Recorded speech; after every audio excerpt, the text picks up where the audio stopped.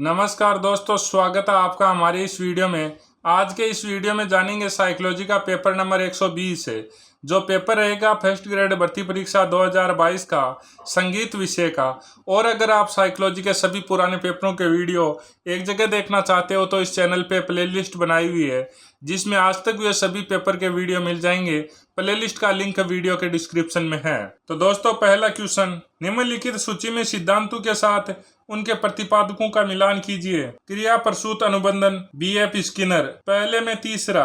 फिर प्रबलन सिद्धांत, ये CL हल है। दूसरे में पहला। प्रयास एवं त्रुटि का सिद्धांत है तो ये EL थॉर्नडाइक है। और क्लासिकल अनुबंधन तो ये IP पावलोव। ऑप्शन नंबर 2 सही रहेगा। निर्मितवादी शिक्षण परिस्थिति के संदर्भ में निम्नलिखित में से कौन सा कथन गलत है? तो अनुदेशन रणनीति में अन्वेषण गतिविधियां सम्मिलित होती है। अनुदेशन रणनीति में तथ्य एवं सूचनाएं सम्मिलित होती है। अनुदेशन रणनीति में समस्या समाधान सम्मिलित होती है। अनुदेशन रणनीति में साथियों से परिचर्चा सम्मिलित होती है।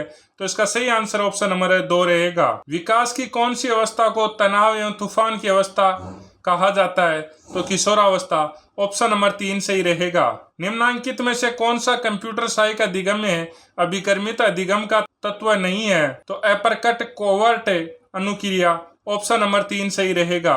निम्नलिखित में से कौन सा घटक अधिगमकर्ता के सामाजिक विकास में सहायक होता है? तो बुद्धि। ऑप्शन नंबर 4 सही रहेगा। पियाजे के नैतिक विकास के सिद्धांत के अनुसार कौन सी अवस्था में बालक की अंतःक्रिया अपने साथियों से समानता और लेन देन के संबंधों पर आधारित होती है? तो नैतिक समानता। ऑप्शन नंबर 2 सही रहेगा। किसने कहा कि मानसिक स्वास्थ्य का अर्थ वास्तविकता के धरातल पर वातावरण के साथ उचित समायोजन करने की योग्यता है? तो लेडेल। ऑप्शन नंबर 2 सही रहेगा। निम्नलिखित में से कौन सा शाब्दिक संप्रेषण का एक उदाहरण है? तो एक रेडियो कार्यक्रम सुनना। ऑप्शन नंबर 1 सही रहेगा। निम्नलिखित में से कौन सा निर्मितवाद का सिद्धांत या मान्यता नहीं है? तो ज्ञान को निर्मित किया जाता है, न कि यह जन्मजात होता है। अधिगम एक सक्रिय प्रक्रिया है। अधिगम करता एक खाली बर्तन समान होती है, उसमें ज्ञान भरा जाता है। अधिगम केवल मस्तिष्क में होता है। तो इसका सही आंसर ऑप्शन नंबर 3 रहेगा। निम्नलिखित में से कौन सा सहकारी अधिगम का मुख्य तत्व नहीं है? तो सकारात्मक परस्पर निर्भरता, केवल दलनायक से निर्देशों पर निर्भरता, व्यक्तिगत एवं सामूहिक जिम्मेदारी, समूह संसाधन। तो इसका सही आंसर ऑप्शन नंबर 2 रहेगा। दोस्तों, ओल्ड पेपर के इंपॉर्टेंस को देखते हुए पेपर साथी ऐप लेके आया है साइकोलॉजी की टेस्ट सीरीज, जिसमें आपको मिलेंगे आज तक हो चुके 134 से पुराने पेपरों के टेस्ट है।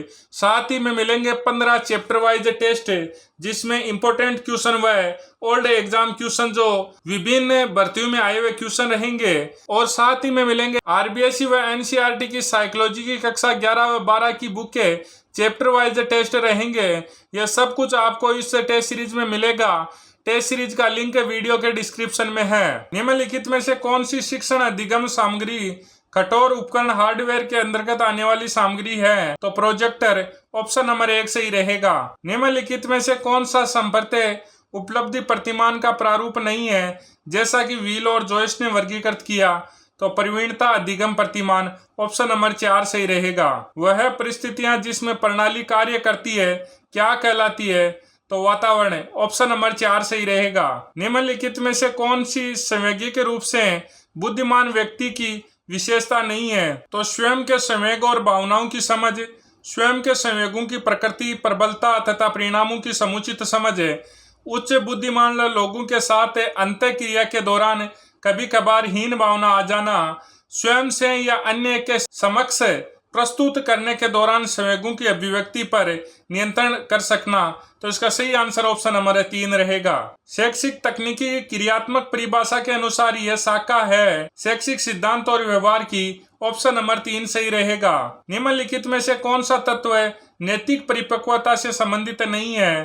तो परोपकारिता, तार्किकता, जड़ता या दृढ़ता, नैतिक स्वतंत्रता। तो इसका सही आंसर ऑप्शन नंबर 3 रहेगा। निम्नलिखित को सुमेलित कीजिए। सौंदर्य के दृष्टिकोण और प्रमुख विचारक है। अध्यात्मवादी प्लेटो, बुद्धिवादी कांट, उपयोगितावादी सुकरात, रूपवादी अरस्तु। तो इस प्रकार से इसका सही आंसर ऑप्शन नंबर 3 रहेगा। निम्नलिखित में से कौन सा अन्वेषण प्रशिक्षण मॉडल के सिंटैक्स तत्वों से संबंधित नहीं है? तो अन्वेषण प्रक्रियाओं को स्पष्ट करना, विद्यार्थियों में अंतःक्रिया को प्रोत्साहन देना, प्रतिकूल घटना को प्रस्तुत करना, समस्या परिस्थिति की घटना का सत्यापन है।